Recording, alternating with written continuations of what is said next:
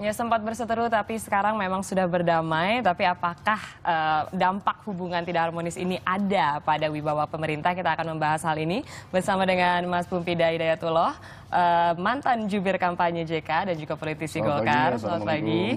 Dan juga ada Mas Henry Satrio, pengamat komunikasi politik dari Universitas Paramadina. Selamat pagi. Selamat pagi. Mungkin pertama-tama saya ingin minta pendapatnya terlebih dahulu melihat fenomena ini dari Mas Pumpida terlebih dahulu.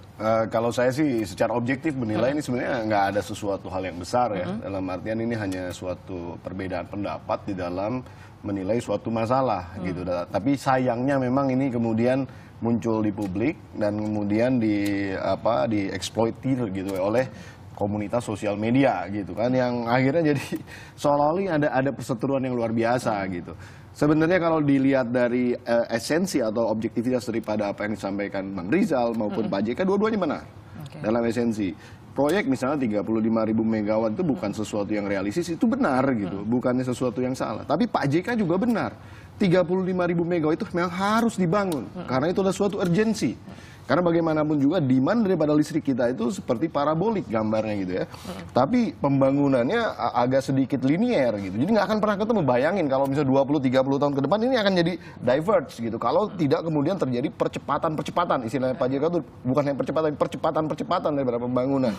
Tapi kita lihat, Pak JK seseorang yang bisa merealisasikan sesuatu yang tadinya tidak realistis ataupun impossible gitu ya, mission impossible gitu.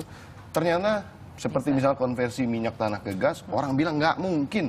Tapi Pak JK bisa melakukan dalam 2 tahun gitu. Itu kan dikarenakan apa? Karena memang kreativitas di dalam konteks membangun suatu hal yang tadi memang tidak mungkin atau tidak realistis tadi, memang harus diselesaikan dengan berbagai macam kecerdasannya gitu. Tapi ya. terlepas dari kasus pembangunan listrik ini, menurut Anda apakah memang pantas gitu seorang menteri mengatakan hal demikian di depan publik? Mungkin awalnya seorang Rizal Ramli yang baru saja dilantik gitu ya, saya tidak prejudis, tidak berusaha untuk mengeksploitir kesalahan seseorang, tapi artinya seorang Rizal Ramli juga punya gagasan, punya niat, punya gambaran-gambaran bagaimana sih dia ingin memimpin misalnya kementerian-kementerian yang dikoordinasikan olehnya begitu kan. Salah satunya memang di dalam konteks energi.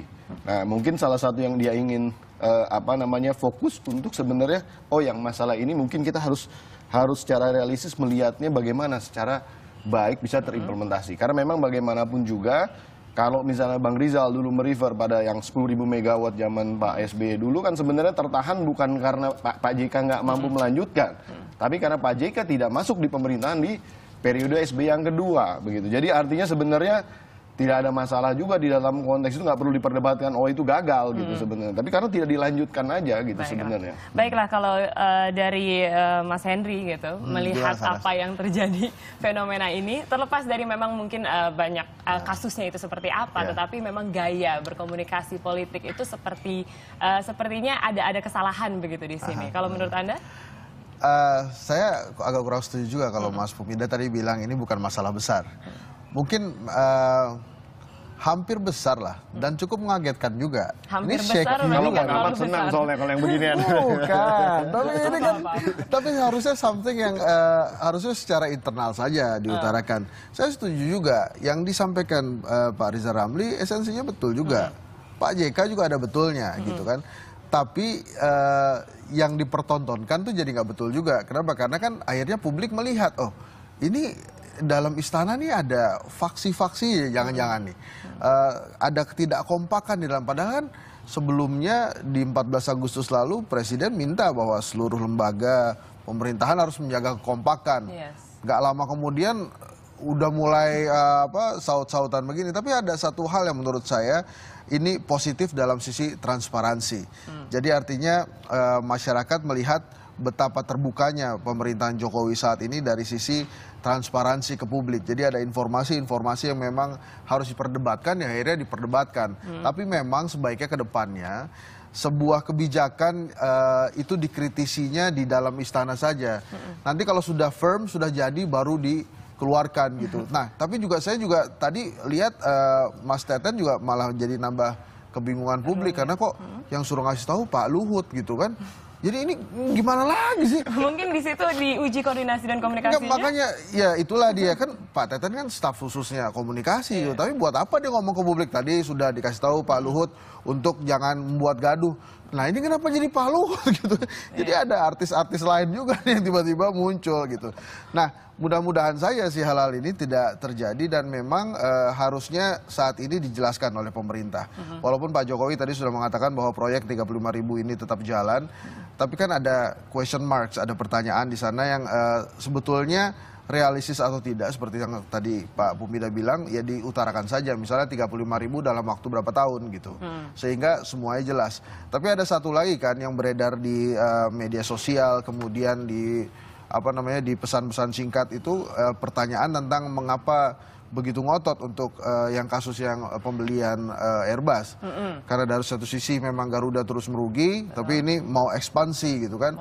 Nah ini kan jadinya menimbulkan rumor-rumor yang akhirnya membuat masyarakat juga berpikir yang enggak gitu. Nah ini juga harus dievaluasi. Tapi sekali lagi intinya adalah internal komunikasi dari istana ini memang harus diperbaiki.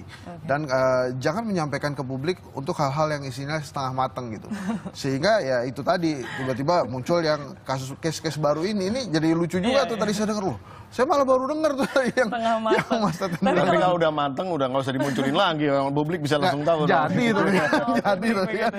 Tapi kalau misalnya kita lihat apa yang sudah ditentang oleh Pak Rizal Ramli gitu, di sini ada 3 pokok, diantaranya memang wacana pembelian Airbus A350 oleh Garuda Indonesia dan juga memang proyek listrik 35.000 megawatt dan juga ada proyek kereta cepat Jakarta-Bandung. Dan ini baru 1 minggu menjabat sebagai Menko Maritim. Kalau menurut Anda seperti apa? Nggak apa-apa gitu, nggak apa-apa karena dia sudah menjadi menteri dan part of the cabinet gitu kan.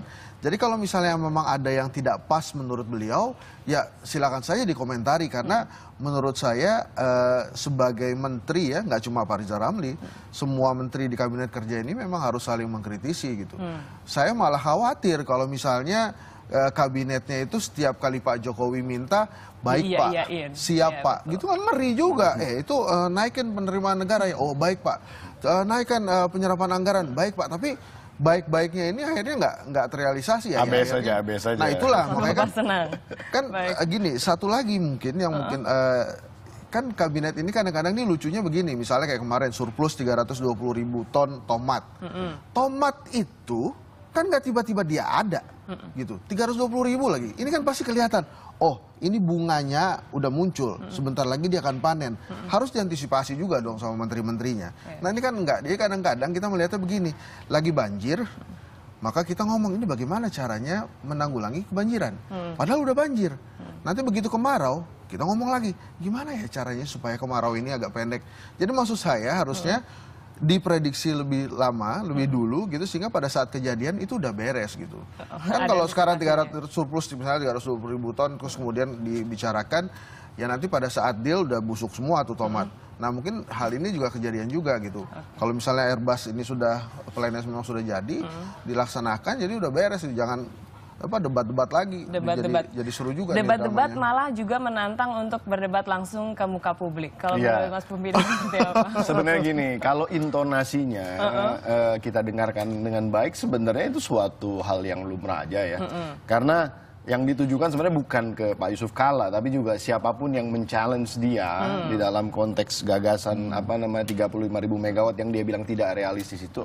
Ayo silahkan kita berdebat di depan publik gitu. Maksudnya tuh nggak spesifik ke Pak JK, yakin saya kalau itu. Karena cuman kalau kemudian ditulis dalam berita tertulis, terus kemudian kita baca, loh kok provoking sekali gitu memang gitu ya. Jadi kadang-kadang kalau saya karena sekarang ini kan kita udah media udah sangat luas ya, mulai dari sosial media dan medianya juga sangat banyak. Jadi kadang-kadang kita juga memang harus hati-hati di dalam membaca statement-statement orang gitu. Karena kalau kemudian kita terprovok di dalam masalah yang tidak kemudian jadi positif di dalam kerjasama di dalam kabinet, ini memang harusnya agak nahan diri lah. Artinya begini. Bang Rizal saya tahu banget dia orang yang pengen kerja gitu sebenarnya, dan dia juga orang yang punya gagasan dan dia memang outspoken juga, nggak jauh beda dengan Pak JK juga. Pak JK juga orang yang mau kerja, outspoken juga, punya gagasan juga. Orang-orang bagus seperti ini kan sebenarnya kan harusnya bisa langsung bersinergi. Tapi kan ini kan kemudian harus dijadikan semacam sinergi itu wavelength-nya gelombangnya harus disamakan dulu mungkin gitu kan, karena dari komunitas yang tiba-tiba Bang Rizal baru masuk kabinet, Pak JK memang wapres bagaimanapun juga. Nah ini kan ketika kemarin sudah sidang kabinet pun saya lihat sudah selesai gitu sebenarnya, dan Pak Yusuf Kalla sebagai wapres pun menegur dengan masalah etika dan lain. Ini kan masalah sesuatu yang menurut saya juga wajar-wajar saja gitu. Seorang wapres menegur seorang Menko, itu nggak ada masalah gitu, biasa saja. Wapres menegur Menko nggak apa-apa, tapi kalau Menko mengajak debat langsung secara umum, apakah itu? Saya yakin itu nggak ditujukan ke Pak JK pribadi. Saya yakin sekali itu hanya untuk memperkuat bahwa Pak Bang Rizal itu mempunyai basis penilaian tersendiri terhadap proyek tersebut. Oke, tapi implikasinya kalau misalnya kita melihat ini, seperti tadi Mas Henry mengatakan bahwa ini setengah matang dan dikeluarkan ke publik begitu. Implikasinya terhadap wibawa pemerintah saat ini di mata masyarakat itu seperti apa? Diskursus di dalam konteks perbedaan, di dalam persepsi melihat suatu kebijakan itu normal-normal aja. Kita juga di periode-periode pemerintahan yang lalu sering terjadi seperti itu. Orang A bilang ini, orang B bilang ini. Pemerintah ini juga tidak hanya dalam konteks 35 megawatt, misalnya kayak masalah PSSI, masalah yang lain-lain juga itu hampir mirip lah sebenarnya. Nah, kalau misalnya tidak disajikan kepada publik juga, gimana transparansinya sebenarnya? Kinerja mereka apa? Sebenarnya nggak ada masalah. Yang paling penting di dalam implementasinya terjadi suatu progres yang real gitu. Apakah tadi 35 megawatt itu mau di-extend atau memang mau di-speed up? Tergantung aja gitu. Tapi kalau saya melihat sebagai seorang aktivis energi juga, ini memang suatu urgensi yang tidak bisa dihindari bagaimanapun juga. Tapi di dalam poin yang lain, misalnya Bang Rizal bilang mengenai masa pembinaan A350, saya 1000% setuju. Karena juga saya seorang ahli penerbangan dan saya tahu persis gitu. Kenapa Garuda jadi tiba-tiba beli A350, saya juga agak kaget gitu. Nah, masalah kereta api super cepat itu, suka atau tidak semua mungkin ada benefitnya, tapi di dalam impact ekonominya mungkin juga nggak ada apa-apanya gitu. Jadi bagus-bagus aja sebenarnya statementnya, dan ini adalah suatu proses self correction ya terhadap kabinet itu sendiri. Bahkan saya menilai ya kalau perlu semua menteri juga ngomong hal yang sama, tapi bukan menjadi suatu diskursus yang kemudian jadi ribut debat kusir, tapi juga debat yang menjadi debat yang produktif gitu. Tentunya nggak ada masalah kok. Tidak mau ada kegaduhan lagi dong, tapi gaduh itu sebenarnya kan nggak ada masalah sebenarnya menurut saya, karena kegaduhan itu juga bagian daripada proses demokratisasi. Itu satu. Yang kedua juga kalau misalnya tidak ada transparansi penyampaian kepada publik seperti ini, masyarakat juga bingung ngapain aja sih. Namanya kabinet kerja gitu. Kok nggak ada kerjanya gitu. Nah, kerja itu kan harus disampaikan juga. Kerja itu nggak hanya cuman ini ada hasilnya, ini ada hasilnya, nggak bisa.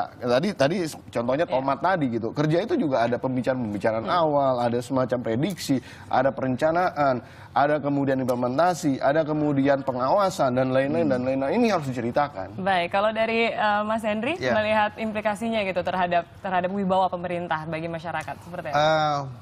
Gaduh yang kata Mas Pupida oke-oke saja nggak masalah selama itu seirama, jadi di kuping juga kedengarannya enak gitu kan. Tapi kalau gaduhnya terus-terusan gini ya kasihan juga pemerintahannya. Tapi mudah-mudahan nih transparansi ini diikuti juga oleh menteri-menteri yang lain dengan cara yang berbeda. Jadi jangan sampai kalau ada yang nggak setuju terus gara-gara case ini jadi gue takut nanti diekspos media, jadi nanti jangan-jangan kalau ada reshuffle lagi gue kena geser gitu kan. Kalau Pak Rizal Ramli kan baru masuk, jadi kemungkinan dikeluarinnya jangan salah, yang kena geser banyak yang diem aja loh. Iya, malah jangan salah. Iya, benar. Bisa gitu juga. Nah, tapi saya yakin wibawa pemerintah di bawah Pak Jokowi ini masih terjaga selama presidennya percaya diri. Jadi kemarin itu beliau cukup sangat percaya diri. Jadi pada saat ditanya wartawan kan dia bilang, tanya saya urusan kerja aja. Saya nggak mau ngurusin yang begini-begini. Jadi saya pikir dia jaga wibawa pemerintahannya itu dengan cukup baik. Walaupun memang saya juga cukup yakin juga nih, kelihatannya jangan-jangan memang ada pertemuan di antara Pak Jokowi, Pak JK dan Pak Rizal Ramli gitu. Udahlah ini di mediasi atau per telepon gitu lah. Nah, minimal tapi betul skala prioritasnya harus disampaikan oleh pemerintahan sekarang, karena ada 3 case mencuat bersamaan. Saya rasa prioritas pertamanya justru yang memang orang banyak memerlukan, memang di listrik gitu ya.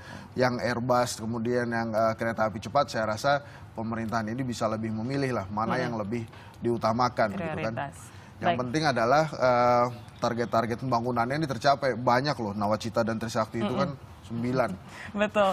Intinya memang kita ingin percepatan gitu ya, dan pemerintah ini satu visi. Tapi terakhir mungkin kalau misalnya seorang menteri, kalau Mas Henry bisa memberikan apa ya, masukan begitu, sebaiknya itu seperti apa sih komunikasinya kalau memang mau menentang? Dia belum pernah jadi menteri, susah ngasih Susah. nasihatnya. Susah juga. Harus jadi Tapi menteri harus dulu. dilihat. Saya dari keilmuan aja bukan sih. Ya, dari keilmuan seperti apa Mas Henry?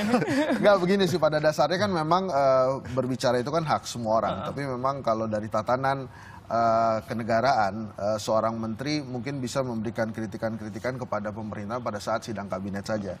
Nah ini kan sekarang sidang kabinetnya terserah ya Pak Jokowi, misalnya mau ada sidang kabinet yang terbuka yang bisa disaksikan oleh publik sehingga transparansi itu terjadi, atau memang sidang kabinet yang tertutup yang memang membahas hal-hal yang sangat rahasia gitu ya. Jadi menurut saya step-step atau kebijakan-kebijakan dalam mengkritisi atasannya itu boleh-boleh saja, dan saya sih senang-senang aja ternyata memang ada dinamika dalam kabinet kerja. Tapi memang ke depannya Pak RR lebih baik bicara langsung ke Pak JK ketimbang ke media gitu ya, dan menteri-menteri lain juga seperti itu, sehingga tidak terlalu meluas dan tidak memunculkan isu-isu baru yang menurut saya jadi menyampingkan fokus utamanya dalam pembangunan ini gitu. Yaitu kerja. Iya. Begitu. Terakhir mungkin dari Mas Pumpida mau menambahkan sedikit? Ya memang idealnya memang tadi seperti tadi gitu. Tapi di dalam konteks media pun juga kan kadang doorstop itu juga membuat suatu surprises gitu kan. Tiba-tiba ada statement satu. Jadi artinya tadi saya bilang dalam masalah transparansi, di dalam menciptakan suatu pemerintahan yang sangat demokratis ini, ya transparansi itu dibukalah selebar-lebarnya. Tapi asal jangan kemudian masyarakat dibohongin lah, gitu aja. Jadi kalau misalnya itu aja sebenarnya. Dan dalam artian kalau terjadi diskursus silakan selesaikan internal, dan tentu harus baik ya, tentu harus elegan dan sesuai dengan tatanan pemerintahan yang ada. Tapi intinya kabinet kerja namanya kerja, silakan bekerja semaksimal mungkin. Kabinet kerja silahkan bekerja semaksimal mungkin, dan kita juga tidak berharap ada apa ya permasalahan komunikasi yang membuat masyarakat stres begitu ya. Tapi kita kalau ngomongin stres, pernah stres? Mas Pumpida? Alhamdulillah saya kalau stres tinggal meminta ampun kepada Yang Maha Kuasa aja. Baiklah. Ini mungkin bisa dicoba loh, karena kita bisa bahagia itu sederhana, jadi nggak usah dibikin stres. Baiklah, nggak boleh stres lagi ya, karena kita punya solusinya. Tapi terima kasih kepada Mas Pumpida dan juga Mas Henry atas informasinya.